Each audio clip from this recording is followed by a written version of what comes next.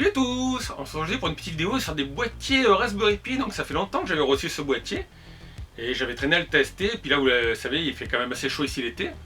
Donc je me suis enfin motivé aujourd'hui à faire un petit peu des vidéos d'avance. Et à vous le tester. Alors, je vous ai testé ce boîtier qui est le Nespi Case. Et ils ont sorti un deuxième qui est le Nespi Case Plus. Avec des boutons comme lui, on/off. Mais cette fois-ci, vous avez un petit système à l'intérieur. Vous faites une petite programmation sur votre Raspberry Pi dans Recalbox ou RetroPie. Et quand vous appuyez sur le bouton éteindre, ça éteindra votre Recalbox. Lui, si vous vous en serviez, moi je ne m'en servais pas. Je vais dans le menu, éteindre, et puis voilà. Vous pouviez des fois griller éventuellement la carte SD. C'était pas très recommandé, ça faisait un peu comme si vous éteigniez votre PC en pleine marche. Ça faisait un hard reboot ou un hard power off, et là vous avez un soft power off. Donc à première vue, les boîtiers sont pareils. Alors lui, j'ai acheté 10,50€, je vous l'avais partagé sur Twitter, c'était sur Rosgal, je crois. Je vous mettrai le lien dans la description. Voilà, il était soldé à 10€ et 2€ de frais de port, donc ça fait 12€. À première vue, c'est la même chose, hein. Il y a juste là, ils ont marqué Nespi Case Plus. Je l'ai ouvert. À l'intérieur, le tournevis est de meilleure qualité, on va voir ça de peu plus près. Et il n'y a pas grand chose à première vue d'œil qui change, quoi. Juste quelques marquages sur la carte des composants. Donc du coup, ce qu'on va faire, c'est qu'on va le démonter, on va regarder de plus près. Puis après, on va le tester avec un Raspberry Pi 3 que je mettrai à l'intérieur. Il est compatible Raspberry Pi 3P, Pi 3B et Pi 3B+. Donc comme d'habitude, on va regarder ça d'un peu plus près sur mon plan de travail. A de suite les amis. Voilà, donc on a deux boîtiers. Le premier modèle qui était sorti à l'époque, le Nespi Case, et le Nespi Case Plus. Donc il n'y a pas grand chose qui change à première vue, hein. La boîte est à peu près la même. Ce qui change, c'est ici le petit plus. Et surtout, en fait, ça sert parce que dedans, il y a, voilà, bouton Power et Reset fonctionnel, une LED indicatrice fonctionnelle, et surtout une extinction sur... Donc ils ont fait une nouvelle version, avec une petite modification dedans qu'on va voir. Un petit script que vous installez dans votre Recalbox. Alors j'ai cru comprendre qu'il est installé depuis certaines mises à jour, mais dans le doute, je l'ai installé moi le script. Je vous montrerai après comment ça marche. Et vous pouvez l'éteindre de façon sécurisée. Alors honnêtement, les deux valent le même prix, hein. Donc celui-là, je vous mettrai le lien dans la description, vous le trouvez dans les 20€ sur Amazon. Par contre, moi quand j'ai acheté celui-là, je l'ai retweeté aussi récemment, en fait souvent sur Rosgal, je vous mettrai le lien du site en description. Il y a des coupons, il y avait un coupon, vous créez un compte, et au lieu de le payer 25€, il passait à 10-12€. Donc du coup, j'ai pas payé bien cher. Alors comme vous voyez, c'est les mêmes boîtiers, les mêmes machines. Sauf que lui, il est vide, et lui, j'ai déjà mis le Raspberry Pi. En dessous, ce qui change par contre, c'est là, il n'y a pas l'autocollant gris sur celui-là. Alors là, j'ai plus la trappe, la trappe où on met les cartes SD parce que je l'ai paumé. Donc là, elle y est. Et en fait, ce qui change, c'est dedans, je vais vous montrer ça. Voilà, à première vue, vous dites qu'il n'y a rien de différent. En fait, si ça c'est la nappe du premier. Il y avait juste un câble d'alimentation, donc il y avait le rouge et le noir. Ici, vous voyez que la nappe est un peu plus compliquée, un peu plus complexe, il y a plus de câbles. Et ici, en fait, vous voyez le PCB, là, il n'y a rien ici. Et sur le Pi 3B+, en fait, vous le voyez là, vous avez un petit interrupteur on-off, donc il faut penser à le mettre sur on. Voilà, après vous installez comme d'habitude votre Raspberry Pi dedans, alors c'est pas compliqué, regardez bien le sens de la nappe. Et ici, donc là c'est pour déporter le port RJ45, là pour déporter les USB. Vous installez votre Raspberry Pi dedans, alors le mien, moi, il a un radiateur passif dessus sur ce modèle. Ici aussi. Il n'est pas équipé de ventilateur, vous pouvez mettre un ventilateur dedans si vous voulez, vous avez des kits sur Amazon, vous prenez le ventilateur. Moi, j'en ai pas eu besoin pour l'instant. Vous le vissez ici. Donc du coup, je vais vous montrer comment installer au fait le script. J'ai plus pensé. Donc vous irez dans la description, vous cliquerez sur le lien qui vous envoie vers cette page, vous copiez cette ligne de code. Il vous faut installer aussi le programme Putty, P-U-T-T-Y. Voilà. Après, vous lancez Putty. Là, vous mettez l'adresse IP de votre Recalbox. Donc ça, vous le voyez dans les paramètres de votre Recalbox. Vous cliquez juste Open, il n'y a rien d'autre à toucher dessus. Dans la fenêtre qui s'ouvre, vous tapez route. Et le mot de passe, c'est Recalbox root, tout accroché. Root, R-O-O-T. De toute façon, je vous l'afficherai sur l'écran. Vous copiez cette phrase, là, vous cliquez copier-coller.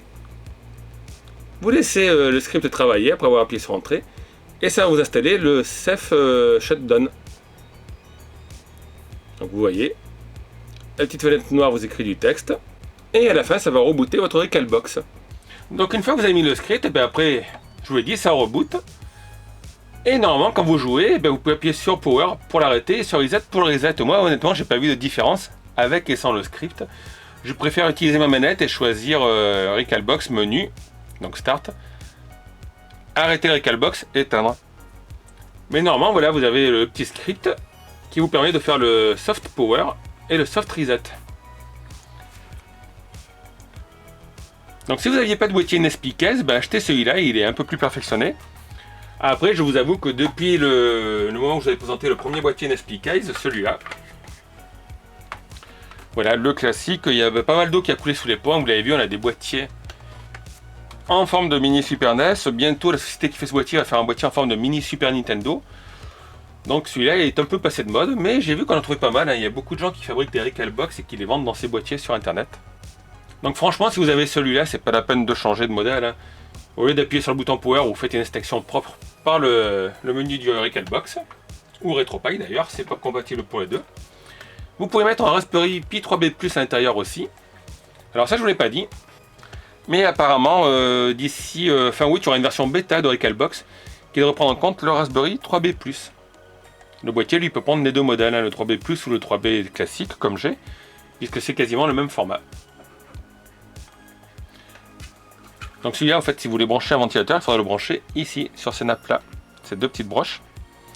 Et là, regardez bien le sens de la nappe, le sens de la mode d'emploi qui est fourni, pour pas vous tromper et pour que ça marche bien. Alors j'ai oublié de vous le dire aussi, comme d'habitude, dans la boîte, vous avez un tournevis. Ce tournevis est de meilleure qualité cette fois-ci. Voilà, tournevis, les vis de fixation. C'est assez sympa, donc moi je voulais faire une vidéo dessus pour le tester, puis je vous le dis, moi j'ai acheté, il était à 10,50 € plus 1 € de garantie quand même pour la livraison sur le site Rosgel. Donc je vous remettrai dans la description le lien vers le site Rosgel avec le bon d'adduction, mais je pense que le bon d'adduction sera expiré d'ici quelques semaines. Sinon, voilà, sur Amazon, vous l'avez en général à 20 €, vous avez des gens qui vous le vendent avec un ventilateur à l'intérieur. Vous avez différentes options. Alors faites attention aussi, il y a des faux Nespi Case, donc comment on connaît un faux d'un vrai, je vais vous montrer la vidéo du site de Nespi Case, mais en fait normalement là sur les faux ici vous avez des petites marques sur le PCB qui sont mal découpées. Là vous voyez c'est nickel, hein, c'est bien lisse. Ici aussi vous avez quelques rayures là moi je les ai pas, c'est net.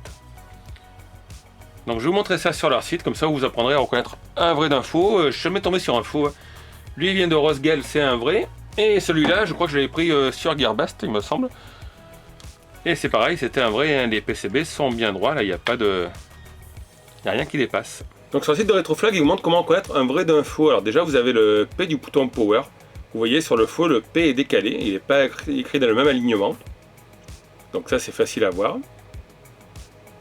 Et ensuite, comme je vous ai montré, vous avez ces petits trucs verts, voilà.